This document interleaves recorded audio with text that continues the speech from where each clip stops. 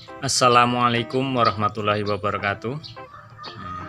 Salam sejahtera untuk teman-teman semuanya, para pemirsa. Pada kesempatan ini saya akan membicarakan tentang pupuk bonsai kelapa. Para penggemar bonsai kelapa tentu semuanya ingin kalau bonsai kelapanya tumbuh dengan subur dan sehat. Nah, tentu semua itu perlu perawatan yang kita perhatikan dengan cara dipupuk.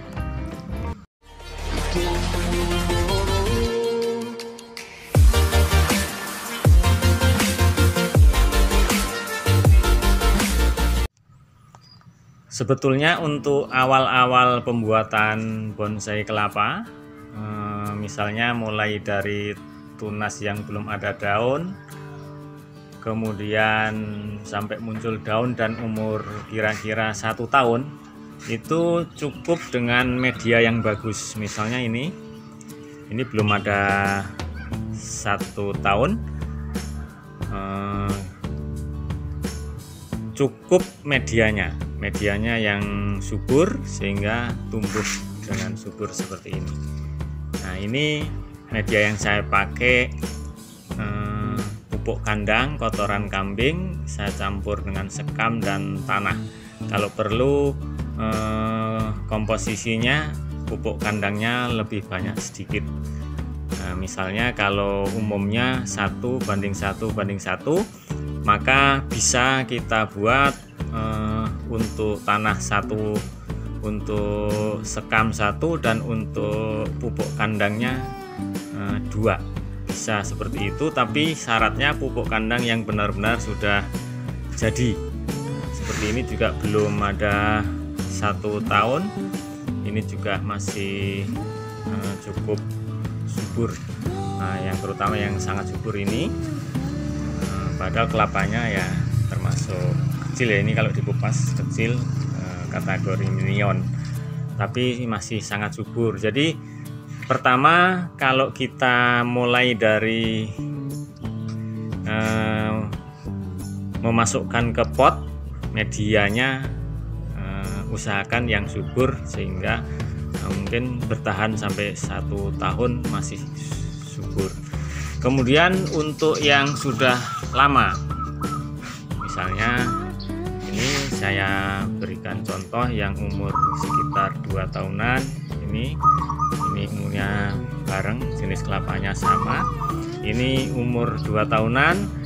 Untuk tetap supaya subur seperti ini ya, supaya tetap subur, ini tentu sudah membutuhkan bantuan pupuk, karena media ini terus terang medianya dari awal saya buat belum pernah saya ganti, hanya saya gunakan rutin pupuk saja. Nah, ini untuk menjaga kesuburan daunnya. Termasuk yang ini jenis kelapa gading kuning, ini juga tidak diganti medianya, ini cukup dengan pupuk. Lalu pupuk apa yang bagus yang bisa kita gunakan?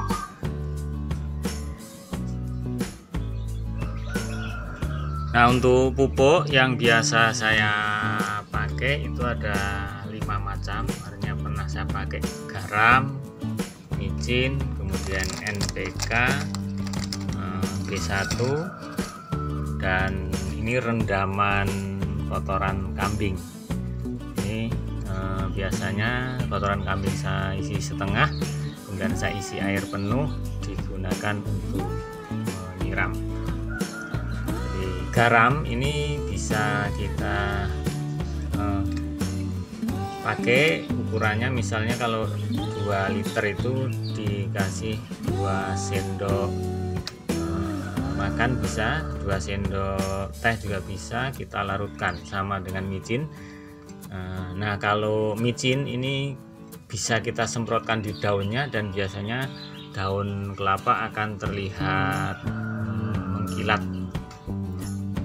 itu untuk garam dan micin ya.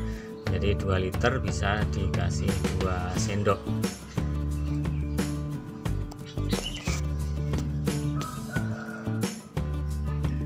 Nah, untuk NPK biasanya 1 ember, yang biasa ember timba itu saya kasih 5 sendok makan. Kemudian kita aduk sampai larut ya. Nah, untuk yang B1 itu takarannya biasanya 1 liter 4 atau 5 tetes saya gunakan. Nah, kemudian disemprotkan di medianya ini ya, B1.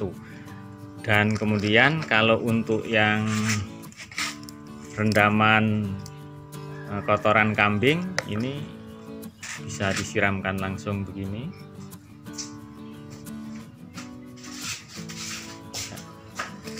Nah, ini saya kasih biasanya ini sekitar segini ya, setengah kotoran kambing langsung saya isi air penuh. Nah, ini bisa seminggu sekali, atau bisa teman-teman langsung rendam banyak sekaligus, kita masukkan ke dalam karung bekas pupuk misalnya, langsung kita rendam di bak yang besar bisa. Nanti setiap 2 minggu sekali bisa kita gunakan untuk menyiram, dan ini biasanya subur. Cuma saya jarang lagi menggunakan yang ini karena kalau kena tangan kadang-kadang terasa gatal. Nah, sekarang yang pasti rutin saya gunakan adalah B1. B1 ini saya gunakan setiap 2 minggu sekali, saya semprotkan untuk nyiram medianya, kemudian disemprotkan juga di daunnya. Ini B1. Jadi kalau saya rekomendasikan teman-teman, kalau misalnya ada di sekitarnya yang jual B1, lebih praktis pakai B1, karena kalau yang lainnya agak bermasalahnya di semprotannya. Saya biasanya pakai semprotan. Kalau pakai ini misalnya masukkan ke dalam semprotan, kadang-kadang tidak lancar karena ada bagian kotoran yang ikut sehingga menyumbat lubang semprotan. Demikian juga yang pupuk seperti ini juga kadang-kadang seperti itu. Kalau yang garam sama micin ini termasuk yang jarang saya gunakan, tapi pernah saya gunakan saja. Jadi rekomendasi saya itu B1 kalau saya. Nah, silahkan, ini lebih praktis, lebih mudah, dan resikonya tidak terlalu besar.